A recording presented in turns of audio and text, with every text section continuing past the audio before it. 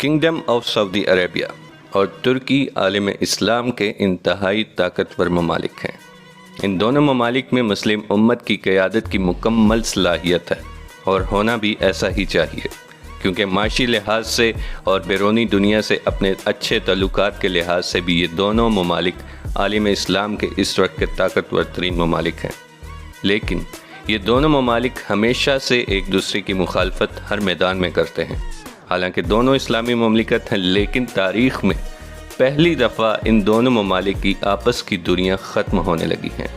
ترکی کے صدر Tayyip Erdogan نے سعودی عرب کا دورہ کیا ہے اور سعودی شہزادے محمد بن سلمان نے بھی ترکی کے صدر کا شاہانہ استقبال کیا ہے۔ یہاں تک کہ شہزادہ محمد بن سلمان ترکی کے صدر کے ڈرائیور بھی بن گئے اور عرب کے سب سے بڑے شاہی ایوارڈ سے بھی طیب اردگان کو نوازا گیا۔ یہاں تک کہ شہزادہ محمد بن سلمان نے ترکی سے ڈرون خریدنے کا معاہدہ بھی کر ڈالا۔ ناظرین، ان دونوں ممالک کی آپس کی دشمنی کب سے ہے اور اس کی وجہ کیا ہے، اور اسلامی دنیا کی یہ دونوں طاقتور ممالک آخر کیوں ایک دم سے ایک دوسرے کے قریب آنے لگے ہیں؟ Ladies and gentlemen, everything will be discussed in this video. Please watch this video to the end. Well, ہم سعودی عرب کی ہسٹری کو اگر ریوائنڈ کریں تو سعودی عرب اس وقت جو شاہی خاندان حکومت کر رہا ہے وہ دراصل موجودہ شاہی خاندان کی تیسری نسل ہے۔ اس سے پہلے اس خطے کا نام سعودی عرب نہیں تھا۔ سعودی عرب کا یہ نام سعودی عرب پر جو شاہی خاندان حکمرانی کر رہا ہے اس کے جد کے نام پر رکھا گیا تھا۔ اس سے پہلے بھی سرزمین حجاز کو 2 بار سعودی عرب بنانے کی کوشش کی گئی جو ترکوں نے ناکام بنا دی۔ یہی وجہ ہے کہ ترکی اور سعودی عرب ان دونوں ممالک کے درمیان دشمنی کی فضا آج تک چلی آ رہی ہے۔ ارض حجاز میں سعودی عرب کے نام سے پہلے مملکت کی بنیاد 1727 عیسوی میں رکھی گئی۔ یہ بنیاد 1727 میں آل سعود کے سب سے بڑے بیٹے محمد بن سعود نے بادشاہ سعود کی وفات کے بعد رکھی، اور اس کو سعودی شاہی خاندان کی پہلی نسل بھی کہا جاتا ہے۔ محمد بن سعود نے ایک بڑا علاقہ فتح کیا جس میں آج کا کربلا بھی شامل ہے، اور اسی محمد بن سعود کے پوتے نے دونوں مقدس شہر مکہ اور مدینہ کو 1803 میں فتح کیا، جبکہ اس سے پہلے مسلسل 300 سالوں تک ان دونوں مقدس شہروں کا انتظام و انصرام سلطنت عثمانیہ کے پاس تھا۔ عثمانی خاندان 1517 سے لے کر 1803 تک تمام عالم اسلام کے حجاج کے حکمران تھے۔ Now, here begins the real conflict between both the kingdoms. آل سعود نے جن علاقوں کو فتح کیا وہاں انہوں نے مذہبی اسکالر عبد الوہاب نجدی کے ساتھ مل کر تمام مقدس زیارتوں اور مزارات کو تباہ کرنا اور ان کی بے حرمتی کرنا شروع کر دی۔ یہاں تک کہ آل سعود نے حضرت امام حسین کے مزار کو بھی تباہ کرنے کی کوشش کی اور کچھ حد تک کامیاب بھی ہو گئے، جس کی وجہ سے تمام عالم اسلام میں شدید غم و غصہ پایا جانے لگا اور سلطنت عثمانیہ پر مزید عوامی دباؤ بڑھنے لگا۔ سلطنت عثمانیہ اس سے پہلے بھی عوامی دباؤ کا شکار تھی جب انہوں نے ارض حجاز پر قبضہ کیا۔ آل سعود کی ان تمام حرکات کو دیکھ کر سلطان محمود دوم کے صبر کا پیمانہ لبریز ہو چکا تھا۔ اس نے مصر کے حکمران محمد علی پاشا کو آل سعود کا قلعہ کما کرنے کا حکم دیا۔ محمد علی پاشا نے اپنے بیٹے ابراہیم پاشا کو ایک بڑی فوج کے ہمراہ ارض حجاز کی طرف روانہ کیا، جس نے 1818 میں آل سعود کی پہلی نسل کا قلعہ کما کر دیا، اور اسی محمد بن سعود کے چوتھے بیٹے عبداللہ بن سعود کو اس کے حواریوں سمیت گرفتار کر لیا گیا۔ اس کے بعد عبداللہ بن سعود اور اس کے تمام ساتھیوں کو کچھ مہینوں تک مصر میں قید رکھا گیا۔ اس کے بعد ان کو سلطنت عثمانیہ کے دارالحکومت استنبول بھیج دیا گیا، جہاں عبداللہ بن سعود اور اس کے تمام ساتھیوں کو مقدس مقامات کی بے حرمتی اور انہیں نقصان پہنچانے پر صوفیہ مسجد میں تمام عوام کے سامنے معافی مانگنے کا کہا گیا۔ لیکن جب عبداللہ بن سعود نے معافی مانگنے سے صاف انکار کر دیا تو آیا صوفیہ میں تمام عوام کے ہجوم کے درمیان عبداللہ بن سعود آل سعود کا سر قلم کر دیا گیا۔ سلطان محمود کا غصہ یہیں ٹھنڈا نہیں ہوا تھا، اس نے عبداللہ بن سعود کا سر فاسفورس کے ڈرم میں پھینکوا دیا۔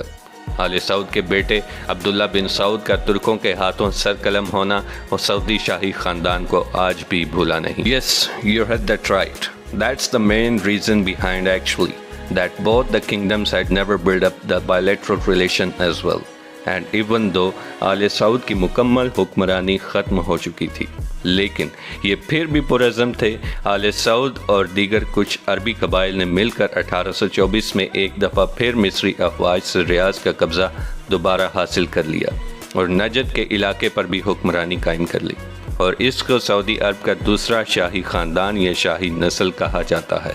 اور اس دوسرے شاہی خاندان نے سعودی عرب پر 1891 تک حکمرانی کی۔ آل سعود میں آپس میں تخت کو لے کر کئی سال تک خانہ جنگی جاری رہی، جس کے بعد 1902 میں موجودہ سعودی عرب کے بانی شاہ عبدالعزیز بن عبد الرحمن بن آل سعود ایک بار پھر سے ریاض کا قبضہ حاصل کرنے میں کامیاب ہو گئے۔ عبدالعزیز نے اسی طرح آہستہ آہستہ عرب کے دوسرے علاقوں کو فتح کرنے کا سلسلہ بھی جاری رکھا، جبکہ دوسری جانب دوسری جنگ عظیم کے بعد سلطنت عثمانیہ کا بھی خاتمہ ہو چکا تھا، اور سلطنت عثمانیہ کے دور میں حجاز کی سرزمین پر ہاشمی خاندان کی حکمرانی ہوتی تھی، جس کے خلاف شریف مکہ نے 1916 میں برٹش گورنمنٹ کے ساتھ مل کر بغاوت کر دی، اور یوں یہاں بھی دونوں مقدس شہروں سے سلطنت عثمانیہ کا ہمیشہ کے لیے خاتمہ کر دیا گیا، اور اسی موقع کا فائدہ اٹھاتے ہوئے شاہ عبدالعزیز نے ارض حجاز اور دونوں مقدس شہروں کا قبضہ بھی حاصل کر لیا، اور یوں شاہ عبدالعزیز نے 1932 میں اپنے زیر قبضہ تمام علاقوں کو اپنے جد سعود اول کے نام پر سعود یعنی سعودی عربیہ کا نام دیا، اور یوں 1932 سے لے کر آج تک اس کو کنگڈم آف سعودی عربیہ یا سعودی عرب کہا جاتا ہے۔ اس پر آج بھی آل سعود کے شاہ خاندان کی حکمرانی ہے، اور موجودہ سعودی بادشاہ شاہ سلمان شاہ عبدالعزیز کے آخری بیٹے ہیں، اور موجودہ سعودی عرب کے ولی عہد بھی، اور ممکنہ طور پر آل سعود کے شاہی خاندان کے آخری حکمران ہیں۔ سلطنت عثمانیہ کے دور میں شروع ہونے والی ترکوں اور آل سعود کے درمیان یہ دشمنی آج بھی جاری ہے، اس لیے یہ دونوں ممالک ایک دوسرے کو نیچا دکھانے کا کوئی بھی موقع ہاتھ سے نہیں جانے دیتے۔ Former prime minister of Pakistan Imran Khan کے دور حکومت میں پاکستان اور ترکی سمیت دنیا کے کئی بڑے مسلم ممالک نے مل کر ملائیشیا میں مسلمان ملکوں کی ایک طاقتور الگ تنظیم بنانے کی کوشش کی، جو امت مسلمہ کو اکٹھا کرنے اور اس کی نمائندگی کرنے کے لیے بنائی جانی تھی، مگر سعودی عرب نے اسے ناکام بنا دیا، اور اس پر اس وقت کے پاکستان کی حکومت خاموش رہی۔ مگر ترکی کے موجودہ صدر طیب اردگان نے ایک انٹرویو میں یہ بتایا کہ شہزادہ محمد بن سلمان اور شاہ سلمان نے پاکستان کو یہ دھمکی دی تھی کہ اگر پاکستان نے ترکی کے ساتھ مل کر یہ تنظیم بنائی تو اس وقت جتنے بھی پاکستانی سعودی عرب میں کام کر رہے ہیں انہیں وہاں سے نکال کر پاکستان واپس بھیج دیا جائے گا، اور آج تک پاکستان کو سعودی عرب کی جانب سے جتنا بھی قرضہ فراہم کیا گیا ہے اسے فی الفور واپس کرنا ہوگا، اور سعودی عرب آئندہ کسی بھی فورم پر پاکستان کو بالکل سپورٹ نہیں کرے گا۔ طیب اردگان کا یہ بھی کہنا تھا کہ ترکی اور سعودی عرب کے تعلقات ہمیشہ سے ہی اتار چڑھاؤ کا شکار رہے ہیں، اور نہ صرف اتنا ہی نہیں، طیب اردگان کا یہ بھی کہنا تھا کہ سعودی عرب نے دیگر عرب بادشاہتوں کے ساتھ مل کر تمام عرب میں ترکی کے اتحادی قطر کا بائیکاٹ کیا، اور اس کے پیچھے سعودی عرب ہی تھا، کیونکہ سعودی عرب سعودی صحافی جمال خاشقجی کے قتل کا ذمہ دار ترکی کو سمجھتا ہے، مگر اب دونوں ممالک کے سربراہان کے درمیان برف پگھلنے لگی ہے، اور دونوں ممالک ایک دوسرے کے قریب آ رہے ہیں۔ ترکی کے صدر طیب اردگان اسلامی ممالک کے دورے پر نکلے ہوئے ہیں، اور ان کے ساتھ 200 سے زائد ترک بزنس مین کا قافلہ بھی ہے، اور طیب اردگان سعودی عرب کے ساتھ ساتھ قطر کا بھی سرکاری دورہ کریں گے۔ سعودی عرب کے سرکاری دورے کے دوران صدر طیب اردگان کا پرتپاک استقبال کیا گیا، اور انہیں شاہی گارڈ آف آنر بھی دیا گیا، اور اس کے ساتھ ساتھ صدر طیب اردگان کو عرب کا سب سے بڑا سرکاری اعزاز بھی دیا گیا۔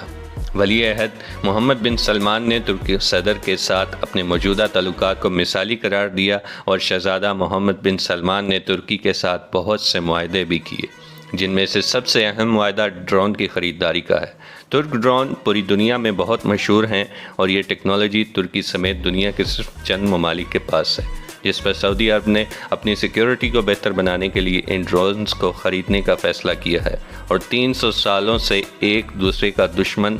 بڑی اسلامی طاقتیں ایک دوسرے کے قریب آنے لگی ہیں۔ اگر ان کے تعلقات یوں ہی قائم رہتے ہیں تو یہ امت مسلمہ کے لیے ایک اچھی خبر ہے، کیونکہ اللہ بھی قرآن میں فرماتا ہے کہ آپس کے تفرقے میں مت پڑو اور اللہ کی رسی کو مضبوطی سے تھام لو۔